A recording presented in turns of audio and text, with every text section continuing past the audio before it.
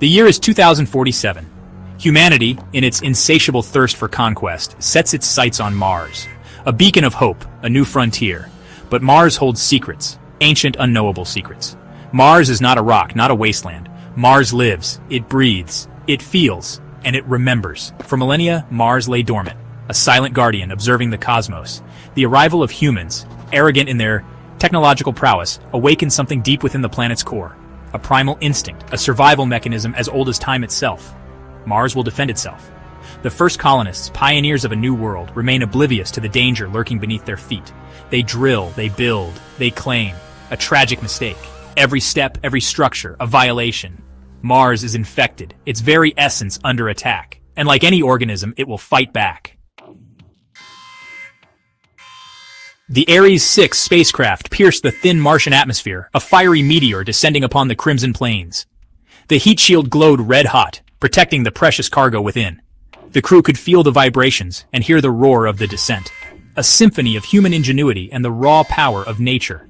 Inside, the crew, a collection of the best and brightest humanity had to offer, prepared for touchdown.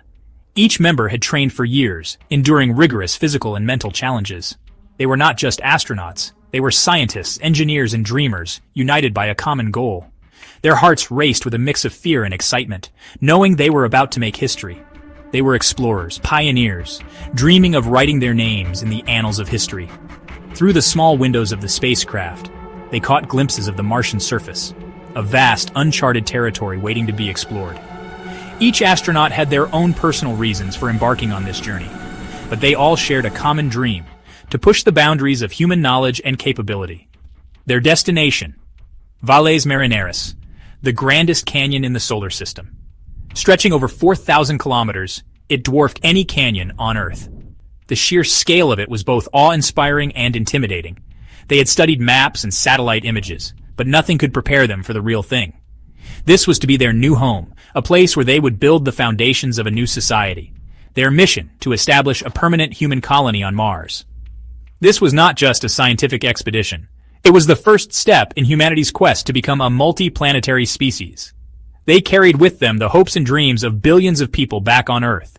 The technology they brought was cutting-edge, designed to withstand the harsh Martian environment. They would build habitats, grow food, and create a sustainable community. The desolate beauty of Mars, a landscape sculpted over eons by cosmic forces, fills me with awe. The red rocks and dust, the towering cliffs and deep valleys, all tell a story of a planet that was once very different. Standing on the surface, I feel a connection to the ancient past, to the forces that shaped this world. It's a humbling experience, reminding me of the smallness of human life in the grand scheme of the universe. But, there's this flicker of unease. The silence is oppressive, the emptiness overwhelming. It's a stark contrast to the bustling life on Earth. Here, there are no sounds of nature, no signs of life, just the endless expanse of red. I can't shake the feeling that we are intruders in a place that doesn't want us. The weight of our mission presses down on me, and I wonder if we are truly prepared for what lies ahead. Perhaps it's the strangeness of this alien world, or the weight of responsibility, the fate of humanity resting on our shoulders. We are the vanguard of a new era, the first humans to set foot on another planet. The decisions we make here will shape the future of our species. It's a daunting task, and the pressure is immense. We must succeed not just for ourselves but for all of humanity. The landing was rough, the Martian dust swirling around the module as it settled onto the red sand. The spacecraft shuddered and groaned, but it held together. Outside, the wind howled, carrying with it fine particles of dust that coated everything in a thin layer of red. The crew braced themselves, knowing that this was just the beginning of their challenges. They had made it to Mars, but now the real work would begin. Cheers erupted inside the spacecraft, a cacophony of relief and excitement. They had made it. They were home. The tension of the descent melted away, replaced by a sense of accomplishment. They hugged and high-fived, their faces beaming with joy. For a moment, they allowed themselves to bask in the glory of their achievement. They had done what many thought was impossible. They had reached Mars. But Mars had other plans. The celebration was premature. The planet was not a welcoming host. The harsh environment, the lack of resources, and the isolation would test them in ways they had never imagined. They would have to rely on their training, their technology, and each other to survive. The red planet was beautiful, but it was also deadly. They would have to be vigilant, always aware of the dangers that lurked around every corner. The moment their boots touched the Martian soil, the planet recognized them. Intruders. The ground beneath their feet felt alien, the air thin and cold. They took their first steps cautiously, aware that they were treading on uncharted territory. Every footprint they left was a mark of human presence, a testament to their courage and determination. But they also knew that they were not welcome here. Mars was a harsh mistress, and they would have to earn their place on this unforgiving world.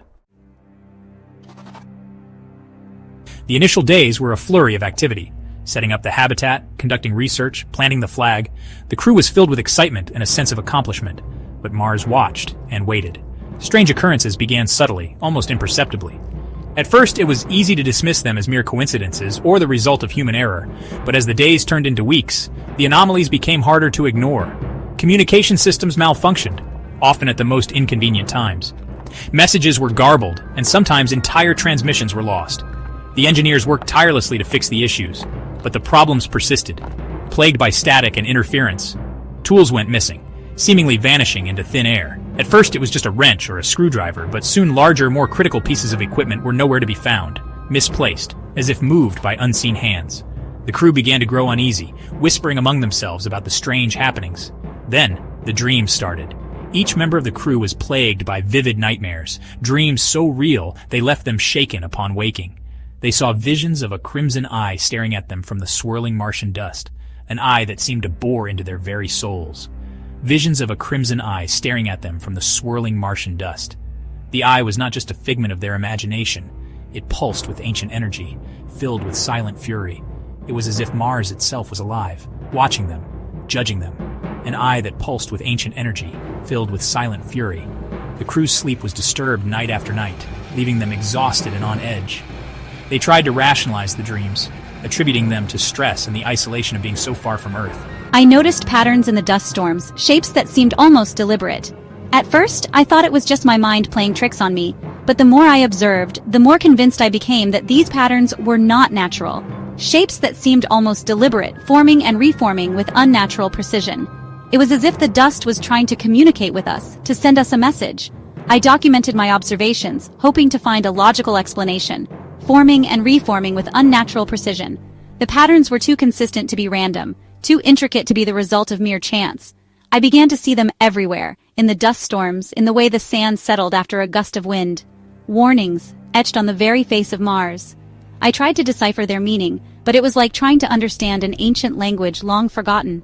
The symbols were haunting, their meaning just out of reach. When she tried to alert the others, to share her findings and convince them of the danger they were in, they dismissed her concerns. They said it was just stress, the isolation playing tricks on her mind. But she knew better. To convince them of the danger they were in, they dismissed her concerns. Stress, they said, the isolation. They couldn't see what she saw, couldn't feel the growing sense of dread that gnawed at her every waking moment. But deep inside, a primal fear began to take root. She couldn't shake the feeling that they were being watched, that something ancient and powerful was lurking just beyond their reach, waiting for the right moment to strike. The dreams were too real, too vivid to be mere figments of their imagination. The coincidences too frequent to ignore. Mars was watching. The crew's unease grew with each passing day, their nerves frayed by the relentless sense of being observed. The coincidences too frequent to ignore. Mars was watching, and it was about to act. The crew could feel it in their bones, a sense of impending doom that hung over them like a dark cloud. They were not alone on this desolate planet, and whatever was out there was not friendly, and it was about to act.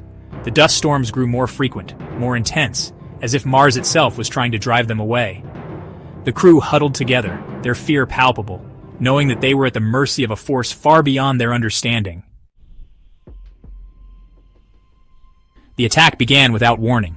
A low rumble shook the Martian plains, like a sleeping giant stirring from its slumber. The ground trembled, sending vibrations through the thin Martian atmosphere. Dust rose in clouds, obscuring the horizon and turning the sky a deep, foreboding red. It was as if Mars itself was awakening, responding to an ancient call to arms. The ground beneath the habitat cracked and split, crimson tendrils erupting from the depths. These tendrils, glowing with an eerie luminescence, twisted and writhed, as if they had a mind of their own. They moved with purpose, seeking out the structures we had built, the technology we had brought with us. It was clear that these were not random geological events, but a deliberate and coordinated attack. These were not geological formations, but something organic, something alive. The tendrils seemed to pulse with a life force, a heartbeat that resonated through the ground. They were like the veins of Mars, carrying some unknown energy from the planet's core to its surface. The realization hit us hard. We were not alone on this planet. Mars was alive, and it was fighting back. Panic seized us. We scrambled for our lives as the habitat buckled and groaned under the onslaught. The walls, once sturdy and reliable, now seemed fragile and weak. Alarms blared and the lights flickered, casting eerie shadows that danced across the walls. We could hear the creaking and cracking of the structure as it struggled to withstand the relentless assault. Every step we took was filled with dread, knowing that the ground beneath us could give way at any moment. The tendrils, pulsating with an eerie inner light, lashed out, piercing the metal hull of the base with terrifying ease. They wrapped around beams and supports, crushing them with a strength that seemed impossible. The metal groaned and twisted, unable to withstand the pressure. It was as if the tendrils were alive, intelligent, and determined to destroy everything we had built. The base, our sanctuary, was being torn apart piece by piece. Inside, chaos reigned. The crew, their training and discipline failing them in the face of such primal terror, were picked off, one by one. Shouts and screams filled the air, mingling with the sounds of destruction. People ran in all directions, trying to find safety, but there was none to be found. The tendrils seemed to know where to strike, targeting the weakest points and causing maximum damage. It was a nightmare come to life, and there was no waking up from it. Dragged into the swirling dust, their screams swallowed by the howling wind. The storm outside raged with a fury we had never seen before. The red dust, whipped into a frenzy by the violent winds, created a blinding, suffocating environment. Visibility was reduced to almost nothing, and the howling wind drowned out all other sounds. It was as if Mars itself was trying to erase our presence, to wipe us from its surface. My worst fears realized I knew this was no natural disaster. This was a targeted attack, a calculated response. Mars was not a passive host. The planet had been observing us, learning from us, and now it was acting. The tendrils, the storms, the ground itself, all were weapons in Mars' arsenal. We had come here thinking we could conquer this world, but it was clear now that Mars had other plans. It was a living organism, and we were the virus it was determined to eradicate. The realization was both humbling and terrifying. We had underestimated this planet, thinking it was a barren wasteland to be tamed. But Mars was alive, and it saw us as a threat. The tendrils, the storms, the very ground beneath our feet, they were all part of a larger living system that was fighting to protect itself. We were the invaders, and Mars was defending its home. Mars was not a passive host. It was a living organism, and they were the virus it was determined to eradicate.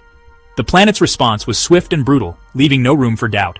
We had come here with dreams of exploration and colonization, but those dreams were now shattered. Mars had shown us its true nature, and it was a force to be reckoned with.